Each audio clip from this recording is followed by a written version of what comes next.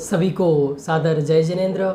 सत्य की खोज महान उपन्यास की चर्चा हम विगत दिनों से कर रहे हैं और अब हम वहाँ पहुँच चुके हैं जहाँ पर विवेक के सारे विरोधी मिलकर विवेक का बहिष्कार करना चाह रहे हैं, बहिष्कार करने की योजनाएं बना रहे हैं। और एक महात्मा जी ने तो सारी रूपरेखा तैयार कर ली है, अब उसका क्रियान्वयन होना ही शेष है।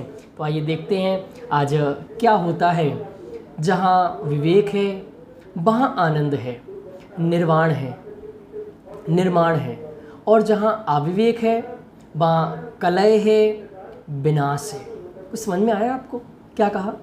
जहाँ विवेक होगा, जहाँ हित और अहित का निर्णय होगा, जहाँ सही और गलत की पहचान होगी, वहीं पर आनंद होगा, वहीं कोई नई चीज़ सृजित होगी, वहीं निर्माण होगा। और जहाँ पर विवेक नहीं है, जहाँ हित और अहित का निर्णय नहीं है, सही गलत की पहचान नहीं है, वहाँ निश्चित रूप से कलह होने वाली है, वहाँ विसंवाद होने वाला है, वहाँ दुख होने वाला है, तकलीफ होने वाली है, सत्यानाश होने वाला है, विनाश होने वाला है।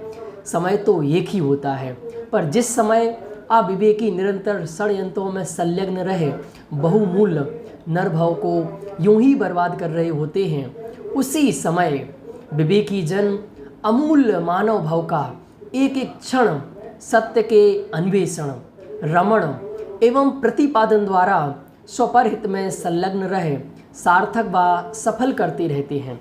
वे स्वयं तो आनंदित रहते ही हैं, आसपास के वातावरण को भी आनंदित करते हैं। समय वही है, स्थिति परिस्थितियाँ वही हैं, पर जिनके जीवन में विवेक है, जिनके जीवन में हित अहित का निर्णय है, उनका जीवन बहुत आनंद के साथ व्यतीत होता है, बहुत सृजनात्मकता के साथ व्यतीत होता है। और वो जहाँ पर रहते हैं उस पास वहाँ का आसपास का माहौल, आसपास का वातावरण भी बिल्कुल शुद्ध सात्विक और उसी प्रकार आनंदित हो जाता है। इस प्रकार क्षेत्र और काल एक होने पर भी भावों की विभिन्नता आनंद और क्लेश तथा निर्माण और विध्वंस का कारण बनती है। यह सब विवेक और अविवेक का खेल है। एक ही क्षेत्र है, एक ही काल है, एक ही जगह है, एक ही साथ रहने वाले लोग कुछ कलय में फंसे हैं, कुछ आनंद में हैं, कुछ विध्वंस के बारे में सोच रहे हैं, कुछ सृजनात्मकता के बारे में सोच रहे हैं। जहाँ एक और विवेक के विरोधी विवेकियों के विवेक विरुद्ध षड्यंत्र करने में संलग्न थे, उनके बहिष्कार करने की योजनाएं बना रहे थे। योजनाएं क्या बना रहे थे? अपनी कुत्सित योजनाओं को कार्यान्वित भी कर चुके थे। वहाँ विवेक और विवेक के साथ ही गंभीर तत्व चर्चाओं में संलग्न थे, आध्यात्मिक गुत्थियों को सुलझाने में मग्न थे। इसका नाम है वातावरण, इसका नाम है विवेक। कि जिसके जीवन में विवेक है वो अच्छे काम में लग रहा है, वो सृजनात्मकता में लग रहा है, उसके जीवन में विरोध नहीं है, वो बस एक दूसरे की निंदा में, प्रशंसा में, उठापटक में, इसका विरोध करने में, उसका विरोध करने में, इसका सत्यानाश करने में। सचमुच हम कसाएं करके किसी दूसरे का सत्यानाश नहीं करते हैं, अपना सत्यानाश करते हैं। और जो व्यक्ति कसाएं नहीं करते हैं वो अपने आप का निर्माण करते हैं, वो अपने आप को सुखी करते हैं, अपने आप को आनंदित करते हैं।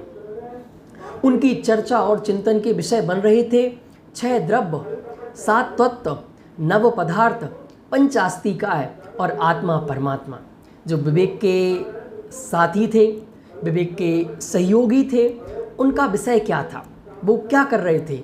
वो 6 द्रव्य के ऊपर, 7 तत्व के ऊपर, 9 पदार्थ के ऊपर, 5 आस्तिकाय के ऊपर, आत्मा परमात्मा, ऐसे विषयों पर चिंतन करते थे, चर्चा करते थे, मनन करते थे, वार्ता करते थे। कोई निमित्त उपादान की चर्चा में उलझा था तो कोई निश्चय व्यवहार की गुत्थियां सुलझा रहा था। किसी की समझ में यह नहीं आ रहा था कि जब सब कुछ निश्चित है तो फिर करने को क्या रह जाता है, समझ में नहीं आ रहा था। इस प्रकार की गुत्थियां सुलझाई जा रही थीं। इतना प्रयत्न करने पर भी मुझे आत्मा का अनुभव क्यों नहीं हो पा रहा है? किसी को इस चिंता में नींद नहीं आ रही थी तो कोई इसलिए परेशान था कि जब मैं एकांत में विकल्पों को शांत करने के लिए ध्यान में बैठता हूँ तो और अधिक विकल्पों का जाल क्यों उलझ जाता है। लोग इस प्रकार के चिंतन में मस्त थे, इस प्रकार के मनन में व्यस्त थे। कि जब मैं ध्यान करने आत्मा के बारे में सोचने बैठता हूँ तो क्या हो जाता है, विकल्प जाल बढ़ क्यों जाता है। विकल्प जाल को शांत करने के लिए ध्यान करते हैं पर ध्यान का सही स्वरूप पता नहीं। इसीलिए शांत चित्त विवेक के अनुयायी ज्यों ज्यों समाधान खोजते त्यों त्यों शंकाएं उपजती। जितने जितने समाधान खोज रहे थे उतनी उतनी ही शंकाएं उपस्थित हो रही थीं। ज्यों ज्यों उत्तर पाने का प्रयत्न करते त्यों त्यों प्रश्न खड़े होते जाते। समाधान और उत्तरों की खोज में ज्यों ज्यों आगे बढ़ते त्यों त्यों शंका और प्रश्नों के घेरे में और भी विस्तार पाते जाते।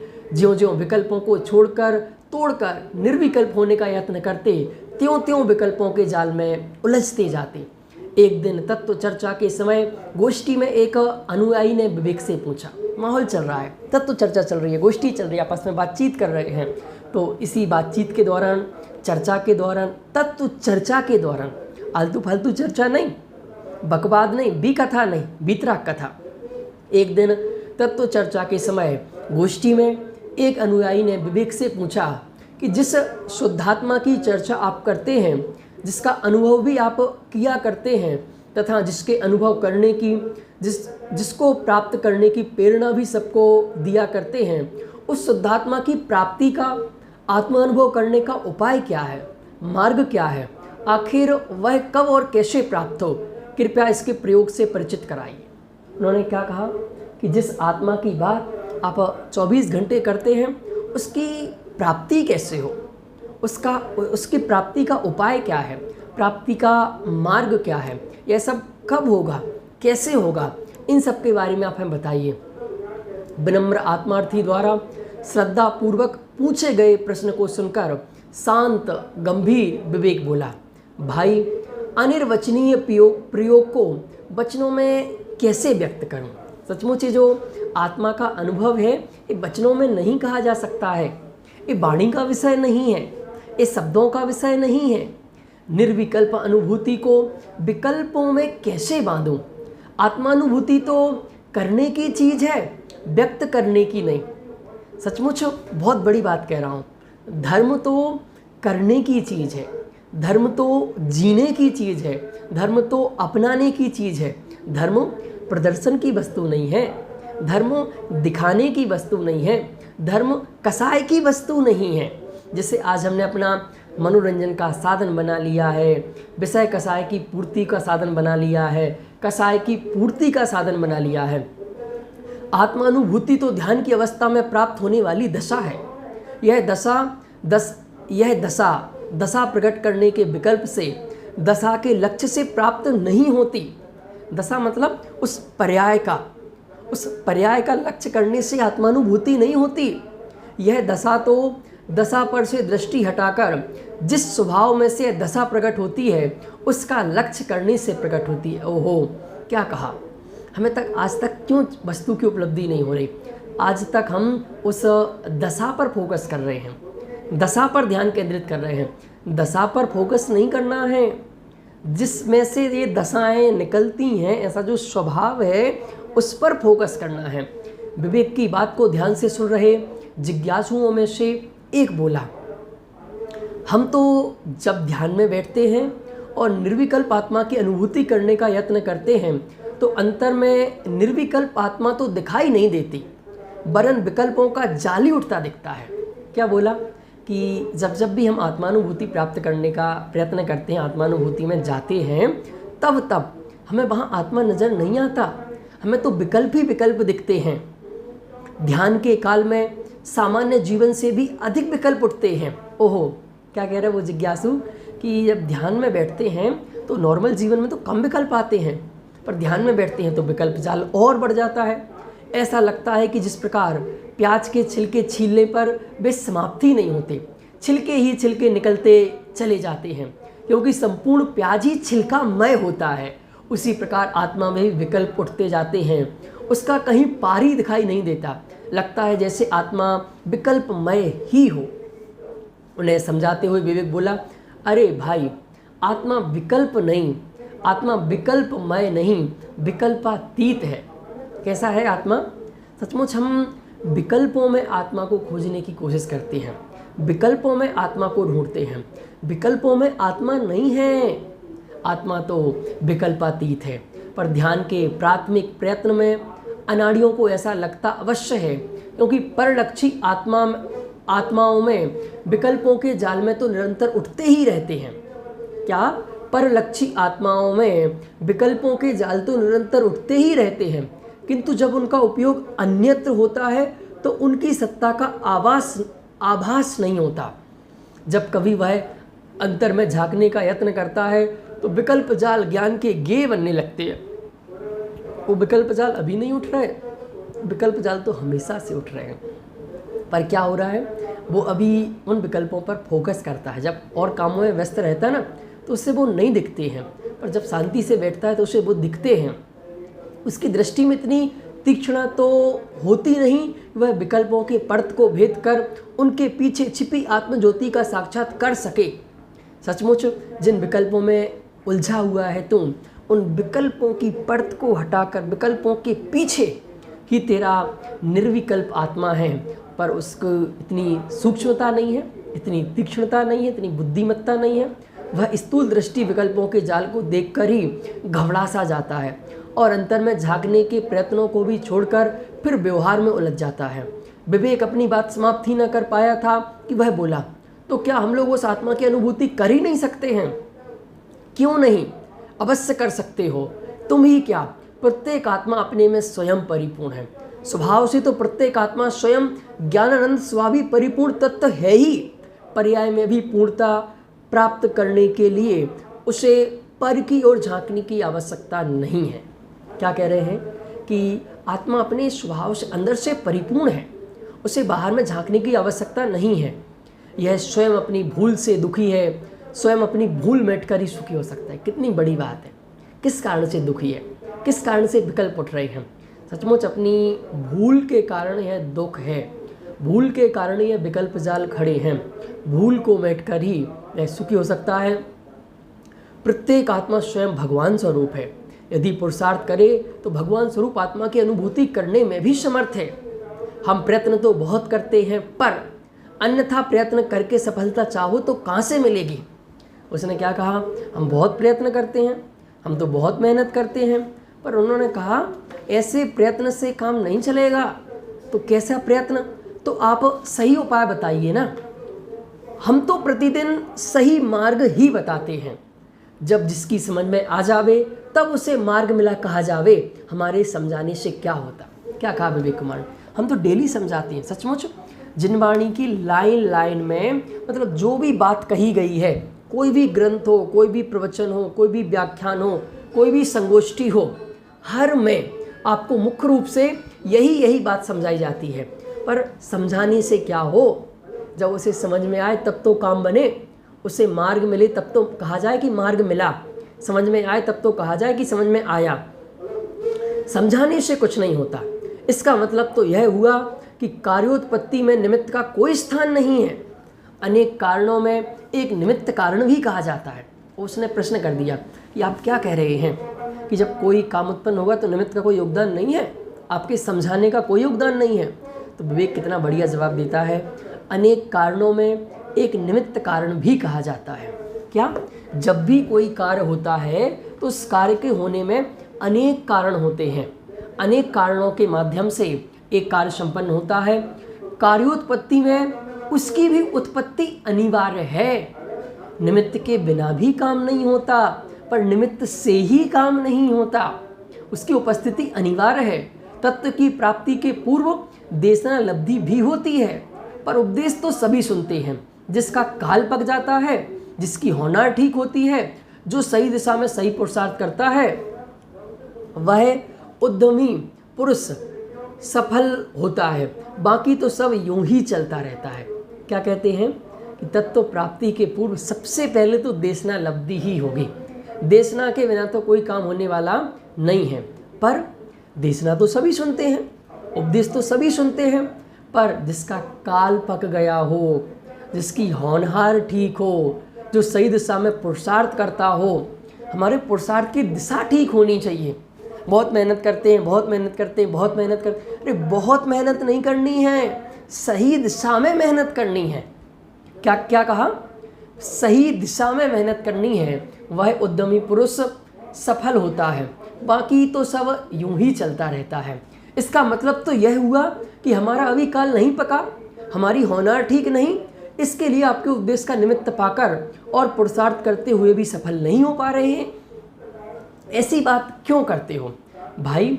तुम्हारी होनहार ठीक लगती है, तुम्हारा काल पक गया लगता है, तभी तो तुम्हें आत्मानुभूति प्राप्त करने की इतनी तीव्र जिज्ञासा जगी।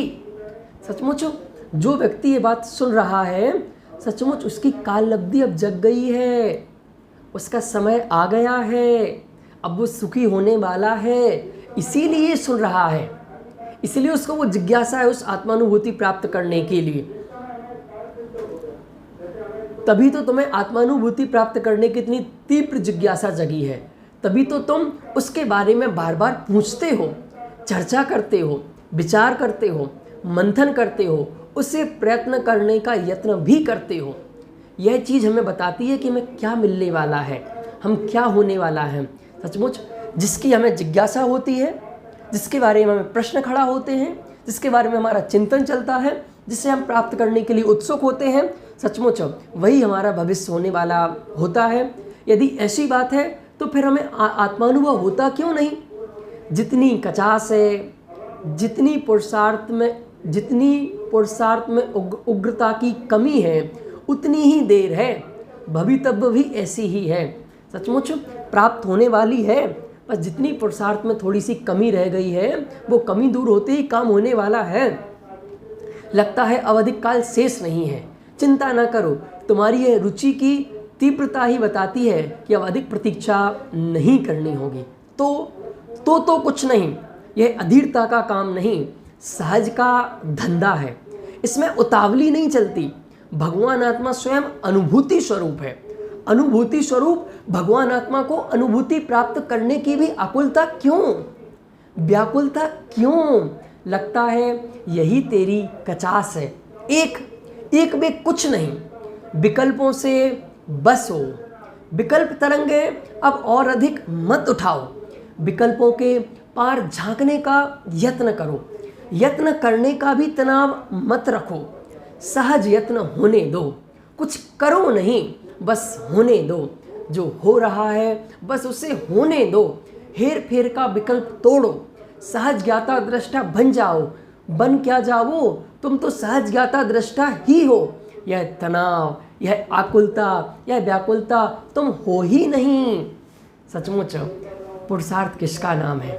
कुछ नहीं करना, इसका नाम सबसे बड़ा पुरुषार्थ है। हमें अपने जो हम हैं, सचमुच हमें आर्टिफिशियल बनने में, कृत्रिम बनने में कुछ करना पड़ता है, पर जो है उसमें रहने में कुछ नहीं करना पड़ता है, सहज रहना है। प्राप्त क्या कर रहे हो? तुम्हें कुछ भी तो नहीं पाना है, तुम तो परिपूर्ण हो, तुम अपनी परिपूर्णता को क्यों भूल रहे हो? तुम्हारा ध्यान अपूर्णता की ओर जाता ही क्यों है? पर्याय में अपूर्णता है ना, है तो रहने दो, तुम्हें उससे क्या? तुम तो पर्याय नहीं हो, तुम तो परिपूर्ण हो, तुम तो वह हो जिसमें से पर्याय आती हैं, जाती हैं, तुम्हें उनसे क्या? वे तो आनी जानी है, तुम तो ध्रुव हो, स्थायी हो, तुम्हें होना नहीं है, तुम तो हो, सिर्फ हो। सचमुच जो मैं हूँ उसमें मैं केंद्रित नहीं हो पाता हूँ, जो मैं हूँ उसमें संतुष्ट नहीं होता हूँ, जो मैं नहीं हूँ वह प्राप्त करना चाहता हूँ। जो हूँ मात्र उसे देखें, उसे ही जानें, उसमें ही रम जावें, जम जावें, यही कहना चाहते हैं ना? नहीं, देखो ये भी नहीं कहना चाहते हैं। क्या कहना चाहते हैं? बहुत ध्यान से सुनो। नहीं, देखो नहीं, देखना सहज होने दो, जानो नहीं, जानना सहज होने दो, रमो भी नहीं, जमो भी नहीं, रमना जमना भी सहज होने दो। सब कुछ सहज, जानना सहज, देखना सहज, जमना सहज, रमना सहज, सब कुछ सहज होने दो। क्या कह रहे हैं? फिर से पढ़ता हूँ। देखो नहीं, देखना सहज होने दो, जानो नहीं, जानना सहज होने दो, रमो भी नहीं, जमो भी नहीं, रमना जमना भी सहज होने दो। सब कुछ सहज, जानना सहज, देखना सहज, जमना सहज, रमना सहज। कर्तृत्व के अहंकार से नहीं, विकल्प से भी रहित सहज ज्ञाता दृष्टा बन जाओ। सचमुच अब इतनी मार्मिक चर्चा विवेक के माध्यम से की गई और इतनी सरल भाषा में की गई कि कुछ समझाने की ज़रूरत नहीं है। फिर क्या? कोई विकल्प नहीं, कोई विकल्प नहीं, यह विकल्प भी नहीं, विकल्पातीत, वचनातीत, निर्विकल्पक, ज्ञान सहज, श्रद्धा सहज, रमणता सहज। इस प्रकार ना मालूम कब तक चर्चा चलती रही और ना जाने कब यह चर्चा अचर्चा में बदल गई। इतनी मार्मिक, इतनी गहरी चर्चाएं विवेक के सानिध्य में होती थीं और जो व्यक्ति इतनी गंभीर चर्चा में मस्त है, इतनी आनंदमयी, जो सिद्ध भगवान जिस चीज़ का आनंद कर रहे हैं वो चर्चा में मस्त है और वो यहाँ वहाँ की बातों में उलझेगा, ना मालूम कितने अनुभूति प्राप्त कर पाए, कितने चर्चित विषयों को पकड़ पाए, कितने समझ पाए। यह भी पता नहीं चला कि कितने उसे पूरी तरह सुन भी पाए। कितनों को यह परम तत्व जचा, कितनों को बचा, कितनों को रुचा। पर जब यह चर्चा समाप्त हुई तो सबके चेहरे प्रफुल्लित थे, वातावरण में एक अद्भुत शांति थी, सभी मौन थे, चुपचाप अपने घर चले गए। ये वहाँ का वातावरण था, ये चर्चा का प्रतिफल था कि सहज है कि बहुत सारे लोगों को समझ में नहीं आया होगा, अभी भी नहीं आ रहा होगा, पर आएगा। बहुत सारे लोगों को जचा भी नहीं होगा, पचा भी नहीं होगा, पर बहुत सारे लोगों को यह बात समझ में आई होगी। पर कोई बात नहीं, पर चेहरे सबके प्रफुल्लित थे। क्यों? क्योंकि इससे आनंद देने वाली वस्तु दुनिया में कोई दूसरी नहीं है, इससे बड़ी अनुभूति की वस्तु कोई दूसरी नहीं है। ऐसी चर्चा उन सबके बीच होती थी। आज की चर्चा इस प्रकार हुई। अब आगे क्या होता है विवेक के माध्यम से और विरोधियों के माध्यम से, वो चर्चा हम कल सुनेंगे। तब तक के लिए सभी को सादर जय जिनेंद्र।